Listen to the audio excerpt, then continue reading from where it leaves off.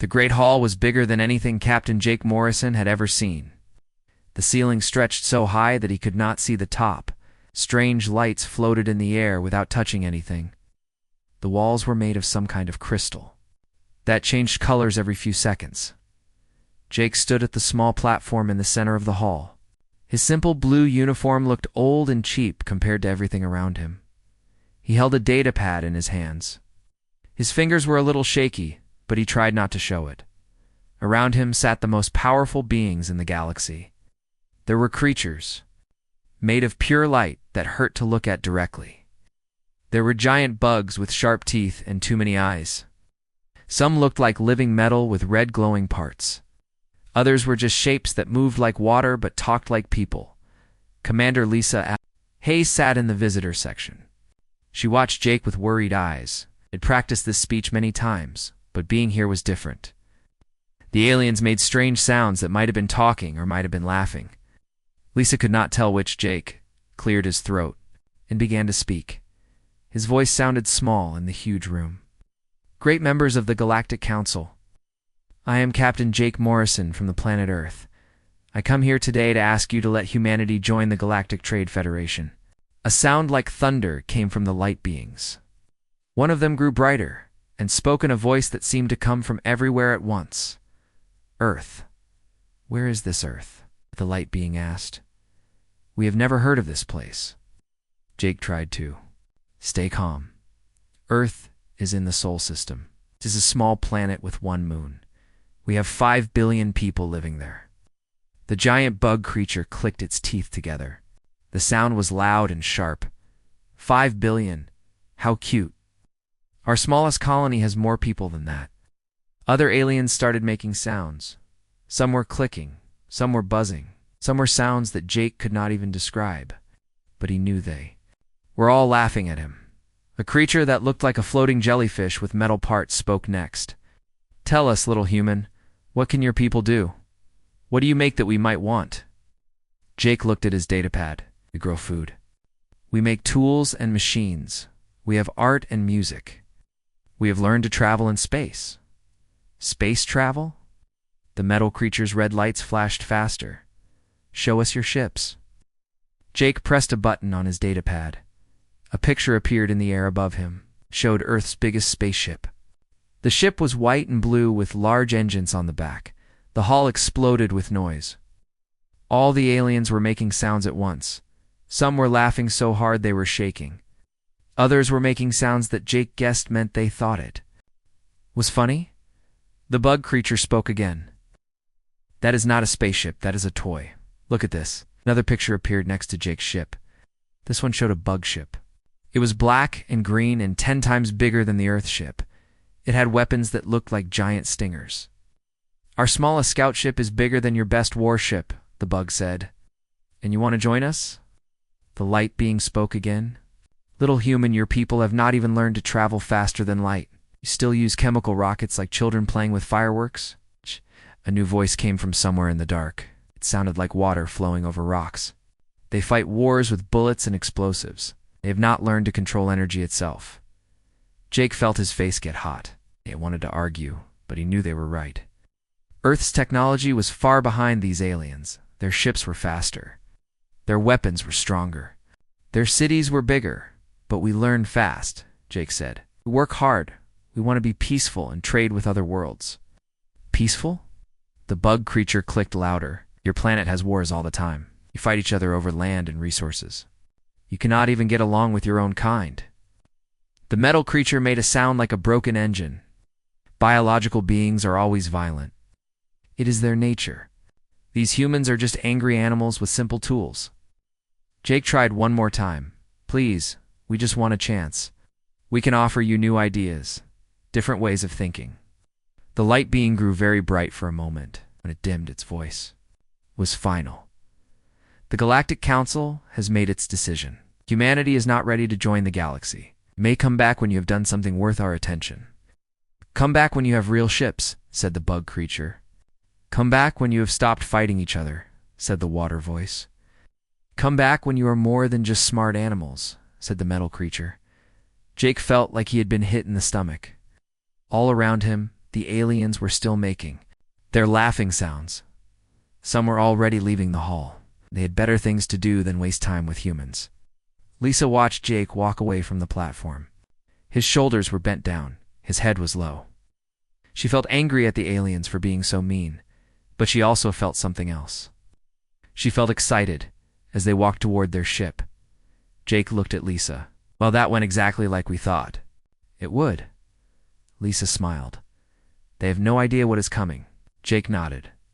"Let them laugh. They will not be laughing much longer." Their ship was small and simple compared to the alien ships around it. But as they flew away from the council station, Jake sent a short message back to Earth. It was only 2 words. Phase 1. Far away, people on Earth received the message. In hidden bases around the world, machines started to wake up. Ships that had been waiting in dark space began to move. Soldiers who had been training in secret got ready for their real mission.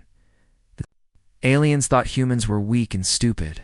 They thought Earth had nothing to offer. They thought wrong. Jake looked out the window at the stars. Soon, very soon, the galaxy would learn what humans could really do.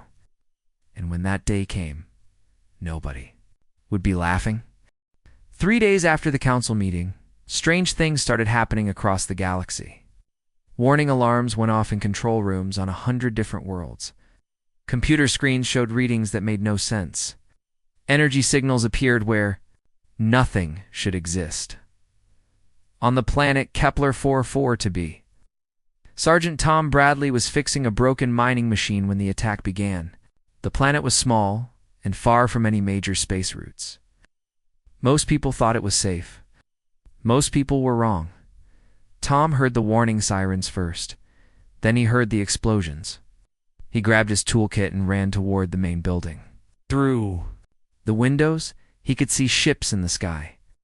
They were long and black with curved wings. Bug ships thought the Zephyrian raiders had come to take whatever they wanted. They had done this before on other human colonies. They would land, take all the valuable materials, and kill anyone who tried to stop them. Usually there was nothing humans could do about it. Tom reached the main building, where 12 other humans were waiting. They all looked scared. The colony had no weapons that could hurt a bug ship. Their defenses were just simple barriers that could stop small animals. "What do we do?" asked Mary Collins, the colony doctor. "We cannot fight them." Tom looked at the others. Then he smiled. "Actually, we can." He walked to a supply closet and opened it with a special key. Inside was equipment that did not belong on a mining colony. There were suits of armor that looked like they were made from the future. There were weapons that hummed with strange energy.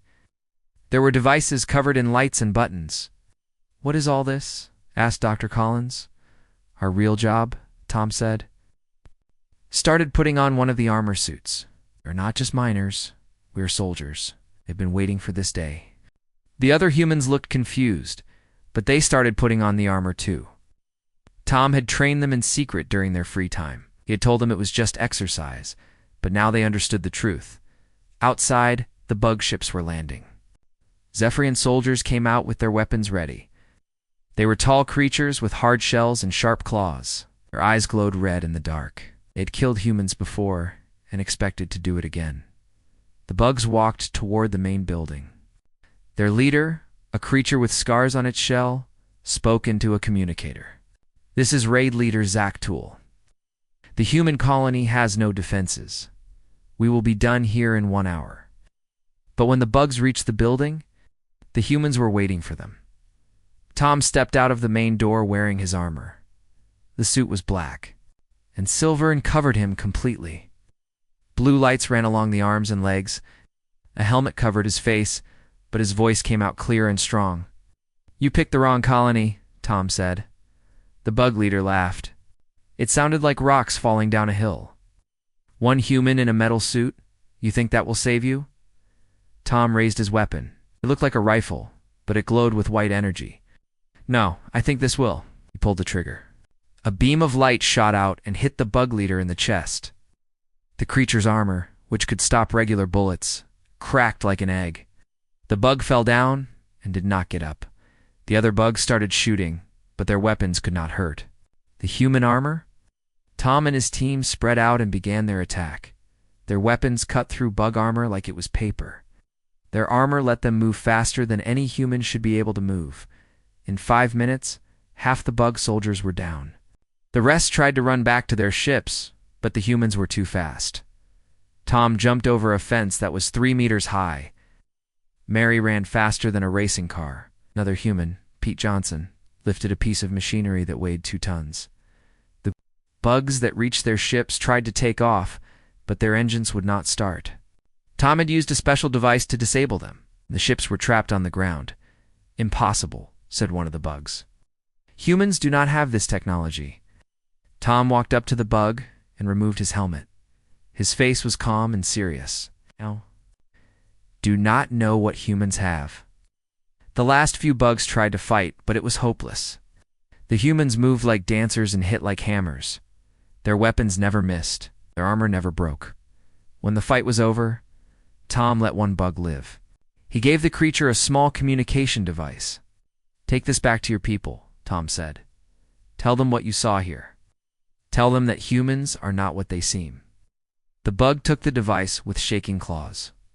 "What are you?" Tom smiled. "It are just the beginning." Meanwhile, in deep space, other strange things were happening. Captain Ben Parker sat on the bridge of his ship, the Nightfall. The ship was completely invisible to all known sensors. It had been watching an alien trade station for 3 hours. The station was huge and busy. Ships from many different species came and went. Most of them carried valuable cargo. It was exactly the kind of target that raiders usually attacked. "Captain," said a second officer, "we have 3 bug ships approaching the station. They look like pirates." Ben nodded. "Let them get close, then we show ourselves." The bug ships moved toward the trade station. Their weapons were ready. Station's defenses were weak. Should have been an easy raid. But when the bugs were about to attack, the Nightfall appeared right in front of them. The ship was sleek and dark, with strange curves. It did not look like any human ship the bugs had ever seen. "Unknown vessel," the bug leader called on the radio. "Move away, or we will destroy you."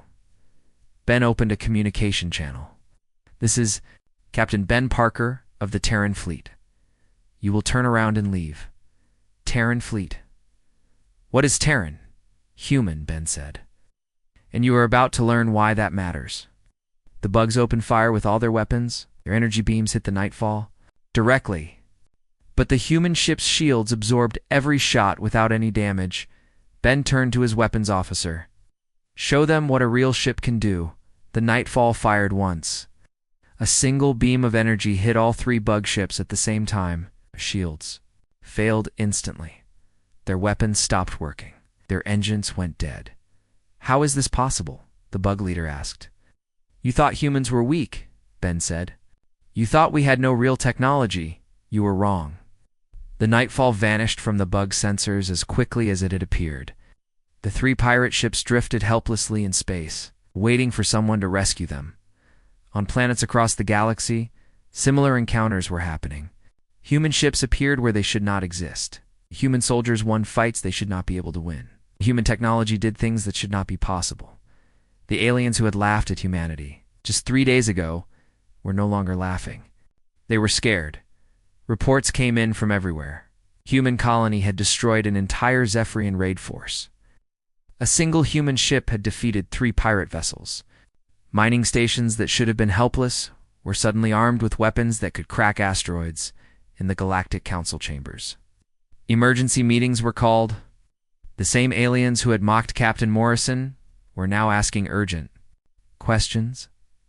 "How many humans are there really?" asked the Bug Queen.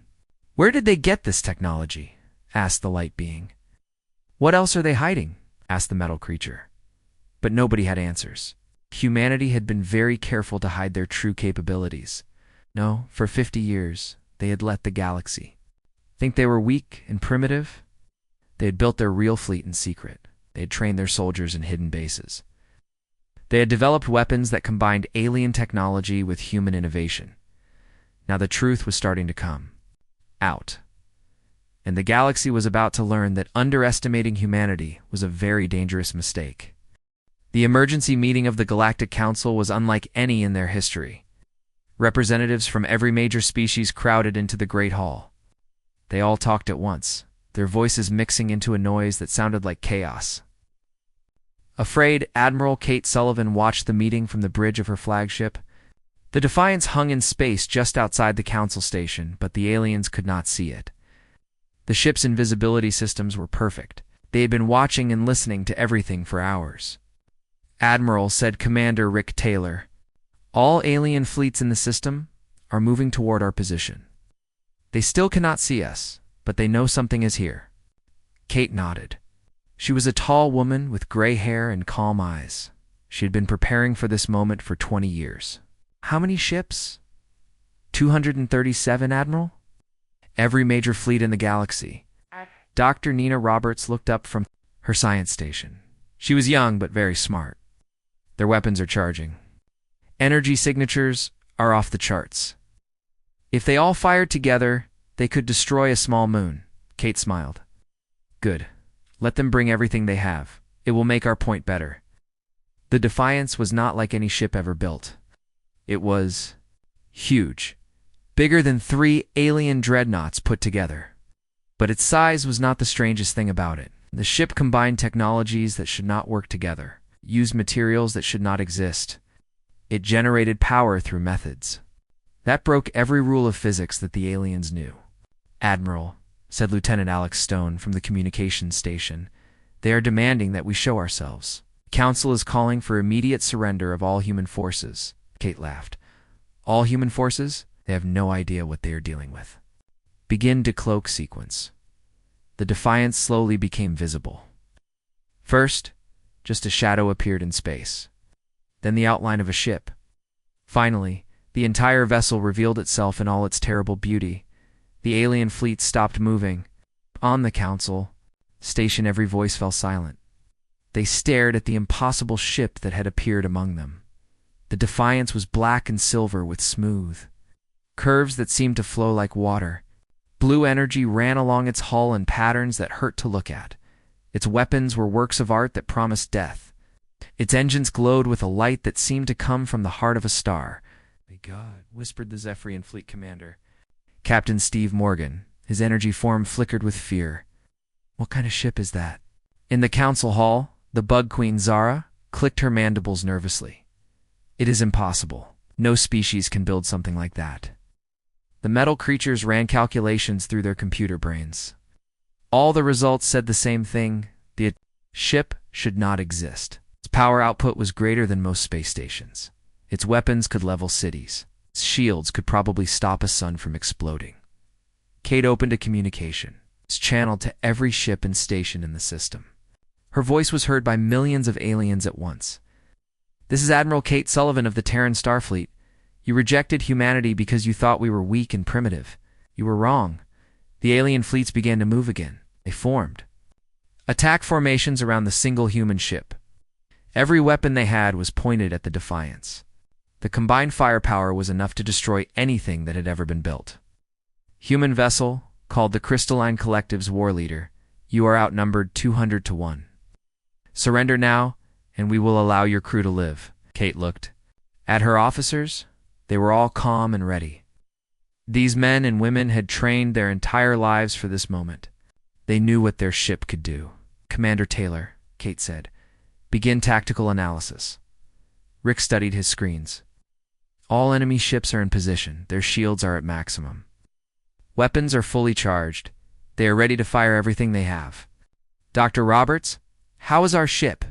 Nina smiled. "All systems are perfect, Admiral. We are ready for anything they can throw at us." Kate turned to the communications station. "Lieutenant Stone, send this message to all alien vessels. You have 10 seconds to stand down. This is your only warning." The response was immediate.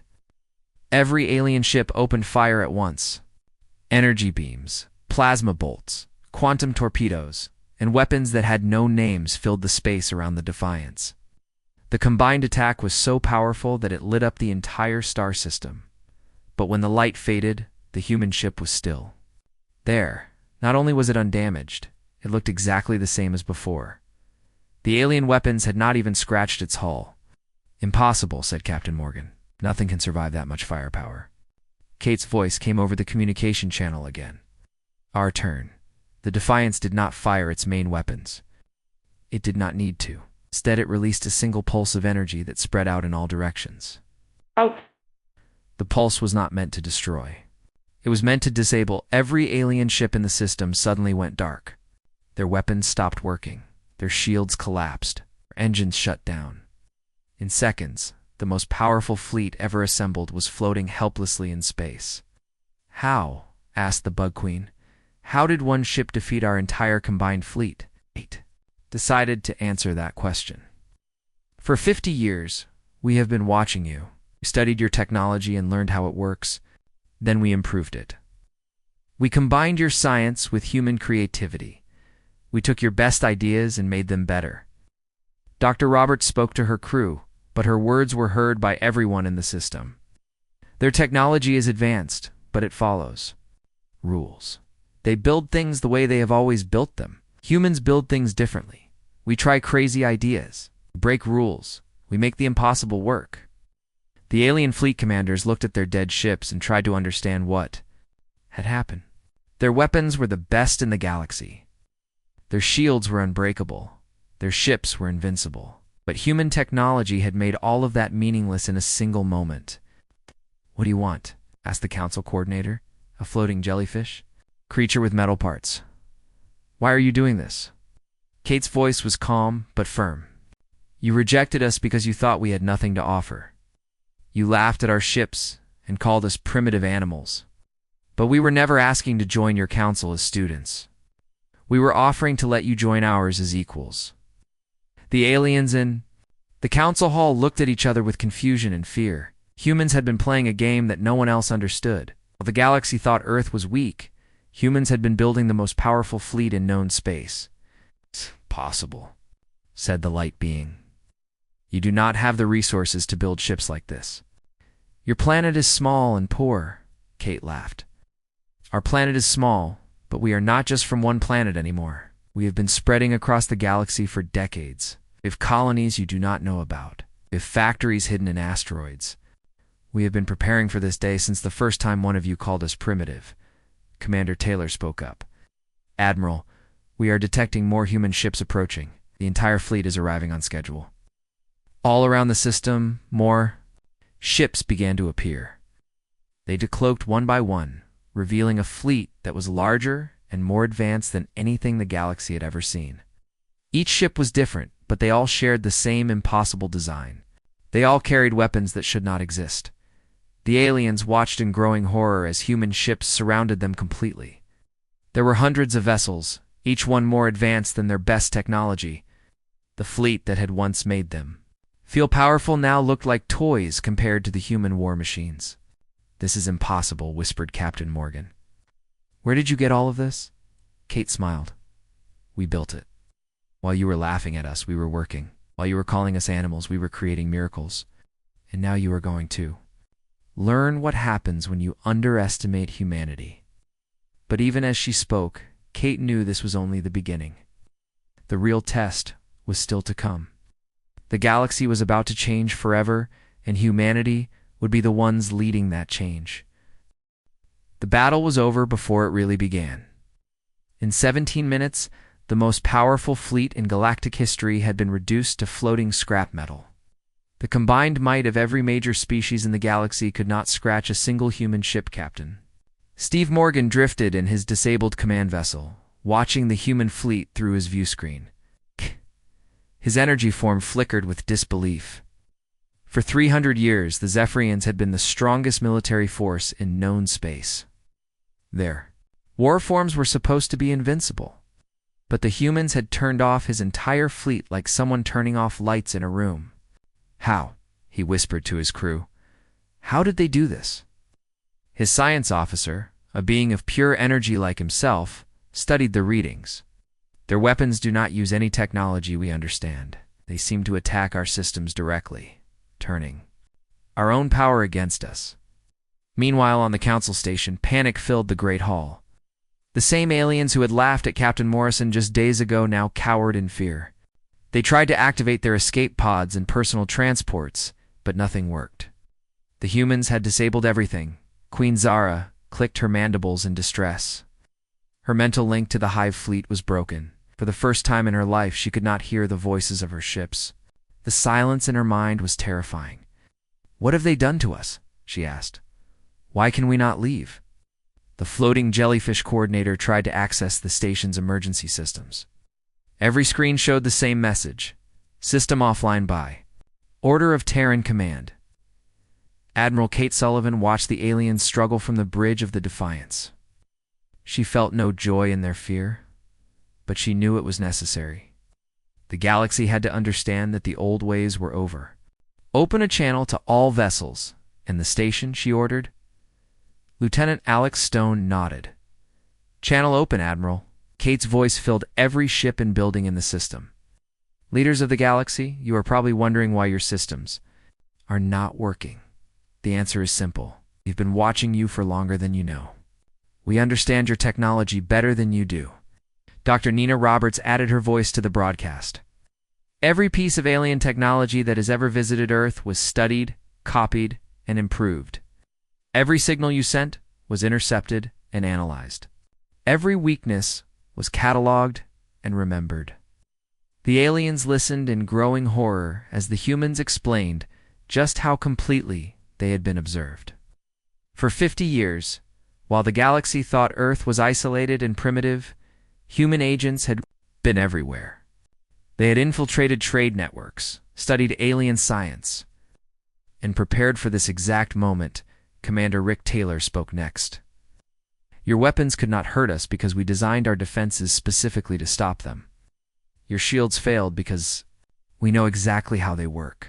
Your ships are disabled because we built systems to counter everything you have."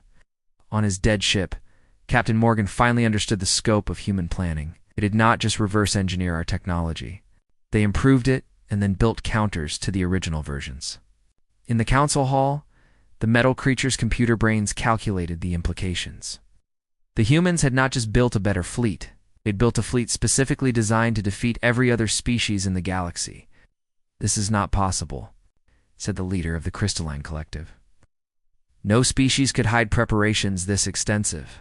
Kate smiled grimly. "You underestimated us because you thought we were just one small planet. But humans do not think like other species. When we found out we were not alone in the universe, we did not just try to join you. We prepared for the possibility that you might be hostile." Lieutenant Colonel Diana Price, the ship's cyber warfare specialist, took over the broadcast. "While you were building bigger weapons and stronger shields, we were learning how to turn your own systems against you. Your computers, your networks, your very thoughts. If you have digital minds, we can control all of it." To prove her point, Diana activated a program that took control of the Hive Queen's mental implants. For just a moment, Zara heard a human voice inside her head. "Could have done much worse," the voice said. Then it was gone, leaving the Queen shaking with fear. The demonstration was terrifying but brief. The humans wanted to show their power, not abuse it. They had made their point. Admiral Sullivan continued the broadcast. "You rejected us because you thought we were primitive. You called us animals who fight with sticks and stones.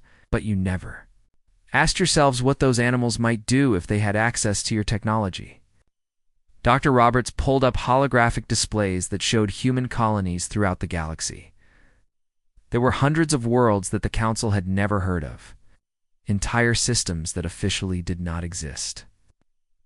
Industrial complexes hidden in asteroid, fields, and nebulae. "While you were laughing at our toy spaceships," Roberts explained, "we were building real ones in places you never thought to look. Every time one of your species traded with Earth, we learned something new. Every time you dismissed us as harmless, we grew stronger." The scope of human deception was staggering. For half a century, they had pretended to be weak while becoming the most powerful force in galactic history. They had let the other species think they were superior while secretly surpassing them in every way. Kevin Scott, the expedition's chief xenobiologist, added another shock. "We know everything about you. Every species represented here has been studied down to the genetic level. We know your strengths, your weaknesses, your fears, and your dreams. We could destroy any of you completely, but we choose not to." To prove this point, Scott transmitted detailed files about every species in the system. The information was impossibly complete. Genetic codes, psychological profiles, technological specifications, military capabilities, and even personal information about individual leaders. The aliens stared at the data about themselves in disbelief. The humans knew things that should have been impossible to discover. Secret technologies, hidden weaknesses, classified military plans, it was all there in perfect detail. "How long have you been watching us?" asked the jellyfish coordinator. "Since the day we learned you existed," Kate replied. "Every signal you broadcast, every ship that passed through our system, every piece of technology you left behind, we studied it all. You thought we were insignificant, so you never tried to hide anything from us." The revelation was crushing. The galaxy's most advanced civilizations had been completely outplayed by the species they considered most primitive. Worse, they had done it to themselves by being careless and arrogant. Captain Morgan tried to reactivate his ship's weapons one more time. Nothing happened. "What do you want from us?" he asked. Kate's voice softened slightly. "You want what we have always wanted: peace, cooperation, trade. But we want it on equal terms, not as your primitive pets." "You have destroyed our fleets," protested Queen Zara. "How is that peaceful?" "We disabled your fleets," Kate corrected. "Every one of your ships can be repaired. Every system can be reactivated. We could have destroyed everything, but we chose mercy instead." Commander Taylor added, "This demonstration was necessary. You would not have listened to reason. You only understand strength. So we showed you strength." Aliens began to realize that the humans had been incredibly restrained. With their technology, they could have wiped out every species in the galaxy. Instead, they had simply proven that they could do it if they wanted to. "What happens now?" asked the light being. Its energy formed dim with defeat. Admiral Sullivan looked out at the disabled fleet and the terrified council. "Now we start over. The old galactic order is finished. You can be part of the new one, or you can be left behind. The choice is yours." "But we cannot simply accept this," protested the metal creature leader. "You have defeated us through trickery and deception." Kate's voice became hard again. "We defeated you because you were arrogant and stupid. You assumed that being older meant being better. You thought that having more worlds made you superior. You never considered that a young species might be more creative, more adaptable, more dangerous than you expected." The truth was painful but undeniable. The galaxy's established powers had been completely outmaneuvered by the species they had, mocked and dismissed. And now they had to face the reality that humanity was not asking to join their club. They were offering membership in a new one. The age of human dominance had begun, and there was nothing anyone could do to stop it. 3 months after the day that changed everything, the galaxy looked completely different. The old Galactic Council building had been torn down. In its place stood a new structure that was both beautiful and powerful. The Terran Concordat headquarters. It was built with technology from dozens of species, but it was designed by human architects who understood both form and function. Admiral Grace Mitchell stood at the main podium in the new council chamber. She was younger than Kate Sullivan, but just as determined. Her job was to turn humanity's military victory into a lasting peace. It was not easy work, but it was necessary. The chamber was full of representatives from across the galaxy. Many were the same aliens who had laughed at Captain Morrison months ago. But they were not laughing now. They sat quietly and listened as the first human galactic coordinator spoke about the future. "The old council ruled through fear and tradition," Grace said. "Species were ranked by age and military power. The strong took what they wanted from the weak. That system is dead." In the audience, former enemies nodded their agreement. Captain Steve Morgan, his energy form now stable and bright, served as the Zephyrian ambassador to the new government. The defeat had been painful, but he had come to understand that humanity offered something his people had never experienced: true partnership. Queen Zara, who now called herself Queen Zara the Enlightened, listened with all 6 of her eyes focused on Grace. The Bug Queen had learned that evolution was not just about becoming stronger or smarter. Sometimes it was about learning to work with others in ways you had never imagined. The Terran Concordat is not human rule over other species, Grace continued. It is human leadership with other species. Every world that joins us keeps its freedom. Every culture keeps its identity. But we all work together toward common goals. The floating jellyfish coordinator, now serving as the Concordat's Minister of Trade, bubbled agreement. His species had always been merchants, but the humans had shown them new ways to think about business. Instead of just moving goods from place to place, they could help build things that made life better for everyone. Dr. Amy Chen stood up to speak next. Ow. She had been one of the lead scientists on Project Prometheus, the secret program that had created humanity's impossible technology. Now she worked openly with alien scientists to solve problems that no single species could handle alone. We are facing challenges that require all of our knowledge working together, Amy said. It's climate restoration, disease treatment, energy production. These problems are too big for any one world to solve, but together we can do anything. She showed holographic displays of joint projects already underway. Human creativity combined with Zephyrian energy manipulation was healing dead worlds. Bug engineering merged with crystalline materials science was building cities that could house millions. Metal creature computing power enhanced with human intuition was solving mathematical problems that had puzzled scientists for centuries.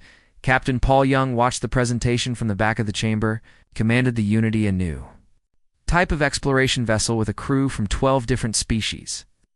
Tomorrow, they would depart on humanity's first official deep space mission as the galaxy's leading power. Paul's crew was unlike anything that had existed before.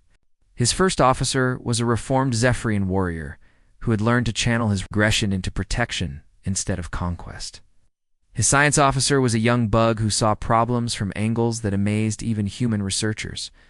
His engineer was a metal creature who had gained emotions by working closely with biological beings. The old galaxy was built on competition, Paul had told his crew during their first meeting. Every species tried to prove they were better than everyone else. The new galaxy will be built on cooperation. We will explore not to conquer, but to learn and share. As Grace continued her speech, she addressed the concerns that many aliens still had about human leadership. Some of you wonder if humans can be trusted with power, she said. You remember that we deceived you for 50 years. You worry that we might become the same kind of tyrants that we replaced. The chamber was very quiet. This was the question that everyone wanted answered, but few dared to ask. We understand your fears, Grace continued. Power can corrupt anyone, including humans. That is why we have built safeguards into our new government. No single species, not even humanity, can make decisions for everyone else. Every major choice must be approved by representatives from at least 5 different worlds. She gestured to the chamber around them. Look at this room. Yes, humans lead the Concordat, but we do not rule it alone. Every species here has a voice. Every world has a vote. If we make bad decisions, you can remove us from power. This was perhaps the most radical idea of all. The humans had built a government strong enough to keep peace, but limited enough to prevent tyranny. They had given other species the power to check human authority if it became corrupt. The metal creature representative, a being called Unit 7, raised a question. What about defense? You've shown that human technology is superior. To all others, will you share this knowledge? Grace nodded. We will share what is necessary for common defense. But we will not give every species the power to destroy every other species. Some technologies are too dangerous to spread widely. This was another difficult balance. The humans needed to keep enough technological advantage to maintain peace. But they also needed to give other species enough power to feel secure. However, Grace added, we will work with each species to develop defenses appropriate to their needs and abilities. No one will be left helpless against aggression. As the session continued, reports came in from across the galaxy. Human-led peacekeeping forces had stopped 3 wars before they could start. Joint scientific missions were making discoveries that benefited everyone. Trade was flowing more freely than ever before, but not everything was perfect. Some species still resisted human leadership. A few isolated worlds had declared independence and closed their borders. There were reports of rebel groups forming in distant sectors, Change is never easy, Grace acknowledged. Some beings will always prefer the old ways, even when those ways cause suffering. We cannot force everyone to join us, but we can make sure that those who choose cooperation are protected from those who choose conflict. Near the end of the session, Lieutenant Sarah Adams brought an urgent message to Grace. Sarah was one of the youngest officers in the Concordat fleet, but she had proven herself during the transition period. Admiral Sarah whispered, "We are receiving strange signals from beyond the galactic rim. Long-range sensors have detected artificial structures in what should be empty space." Grace read the report quickly. The signals were clearly from intelligent beings, but they did not match any known species. The energy patterns were unlike anything in the galactic databases. "How far away?" Grace asked quietly. 6 months travel time at maximum speed, Sarah replied. "The structures are massive. Bigger than anything we have seen before." Grace made a decision quickly. She stepped back to the podium and addressed the chamber. "Friends and colleagues, we have just received news that reminds us why unity is so important. Our long-range sensors have detected signs of unknown intelligence beyond our galaxy's edge. We do not know if these beings are friendly or hostile, but we know they are advanced and powerful." The chamber erupted in nervous chatter. Every species represented had legends about ancient powers that existed in the dark spaces between galaxies. Most had assumed these were just myths. "This is why the Concordat exists," Grace said firmly. "Alone, each of our species might fall to whatever lies beyond our borders. Together, we have the strength to face any challenge." Captain Paul Young felt a chill of excitement mixed with fear. The Unity's mission had just become much more important. It would not just be exploring empty space. It might be humanity's first contact with something that could threaten everything they had built. Queen Zara clicked her mandibles thoughtfully. "If these unknown beings are hostile, will human technology be enough to stop them?" Grace looked out at the assembled representatives. "I do not know. But I know that human technology alone will not be enough. We will need everything that all of our species can offer. Zephyrian energy manipulation, crystalline material science, bug engineering, metal creature computing power, and yes, human innovation and leadership." "When do we begin preparations?" asked Captain Morgan. "We began the moment we formed this alliance," Grace replied. "Every ship we build together, every technology we share, every friendship we forge makes us stronger. The galaxy that once laughed at humanity is now united under human leadership. If something comes from the dark, it will face not just humans, but all of us standing together." As the session ended, beings from dozens of species talked quietly. Among themselves, the mood was serious but not fearful. They had learned that working together made them stronger than they had ever been alone. Grace remained at the podium as the chamber emptied. She looked out at the stars through the great windows and thought about the future. Humanity had achieved everything they had dreamed of, and more. They had gone from rejected applicants to galactic leaders in less than a year. But the greatest challenges still lay ahead. Whatever was out there in the dark spaces beyond the galaxy would test everything they had built. It would test human leadership, alien cooperation, and the bonds that held their new civilization together. Sarah Adams approached the podium. "Admiral Captain Young is requesting permission to depart immediately. He says the Unity is ready for extended deep space operations." Grace nodded. "Tell him he has permission to depart when ready, and tell him something else. Tell him that humanity did not come this far to be stopped by something hiding in the dark." As the Unity prepared to leave for the unknown, Grace thought about how much had changed. The aliens who had once laughed at Captain Morrison's simple uniform now looked to human leadership for guidance. The species who had called humans primitive, animals now depended on human innovation to face the future. The galaxy had learned not to underestimate humanity. Soon, whatever lay beyond the stars would learn the same lesson. And when that day came, they would face not just one determined species, but an entire galaxy united under the banner of human leadership. The age of humanity had truly begun, and nothing in the universe would ever be the same.